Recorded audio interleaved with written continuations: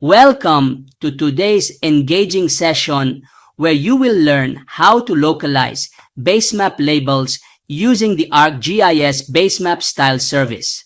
In this tutorial, we will build an interactive map where users can dynamically switch the language of map labels, making your web applications accessible to audiences around the world.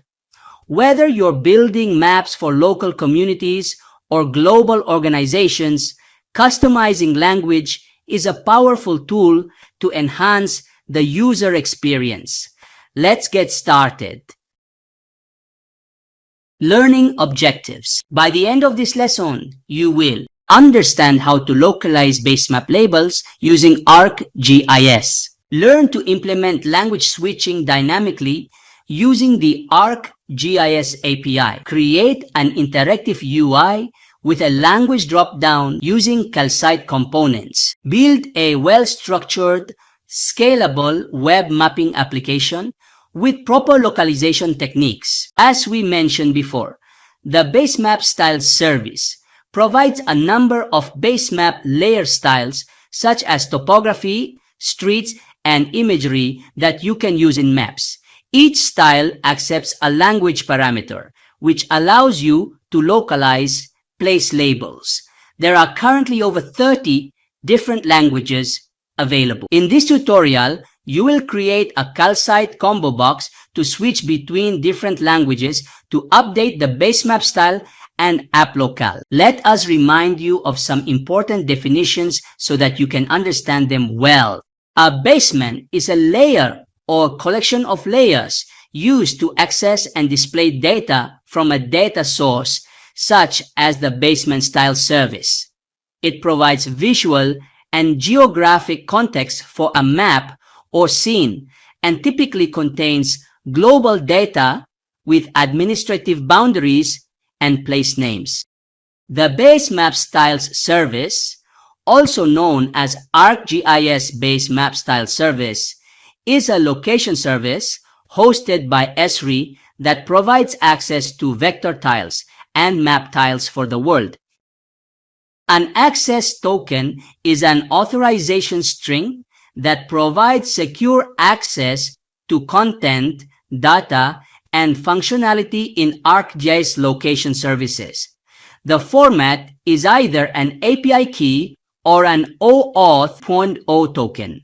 Location services, also known as Arc GIS location services, are services with geospatial functionality and data hosted by Esri for developers.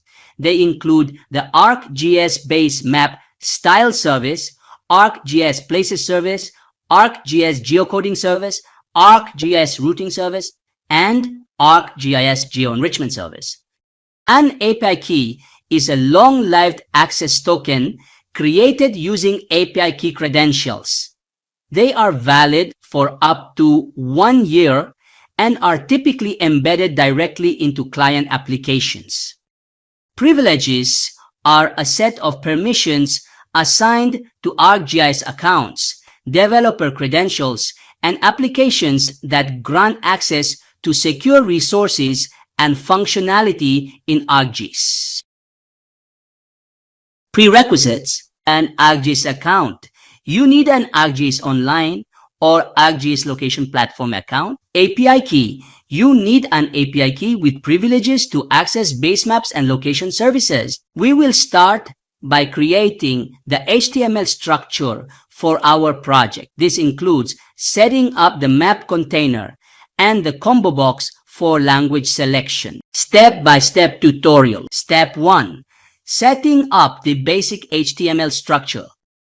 Open the Visual Studio Code and let's start by laying out the foundation of the project with some basic HTML called Change the Basemap Language. We need to define how to display the map, a drop-down to allow users to select the language. Here's the initial HTML code. Explanation. The Calcite combo box component creates a user-friendly drop-down for language selection. The view div is a placeholder for our map styled to take up the full screen, 100 VH and 100% width. We link to the Arc GIS API and Calcite components for map rendering and drop-down functionality. Step 2. Adding the Arc GIS API and initializing the map. Now that we have the HTML structure, let's add some functionality by incorporating the Arc GIS API to display the map. Explanation. We use the require statement to load Arc GIS modules like map and map view. The map is initialized with the topographic base map. We center the map on Europe at coordinates 13, 46 and set the zoom level to 4. Step 3. Adding language localization with the Arc GIS API.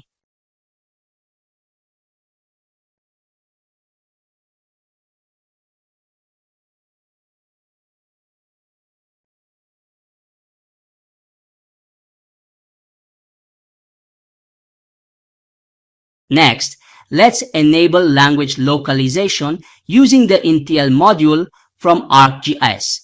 This will allow us to change the map's locale based on the user's selection. We previously learned how to get the AP key. We will use the key here in esri config. Explanation. We add the intl module, which provides the ability to update the locale for both the map and its UI elements. The update basemap language function updates the language of the basemap labels based on the user's selection from the combo box. An event listener listens for changes in the combo box and updates the map accordingly. Step 4. Finalizing the UI and running the application. To complete the setup, we'll add the language selector to the UI and display the map with the drop-down for language selection. Place this line inside the script right after the view object is created. This ensures the drop-down appears at the top right corner of the map.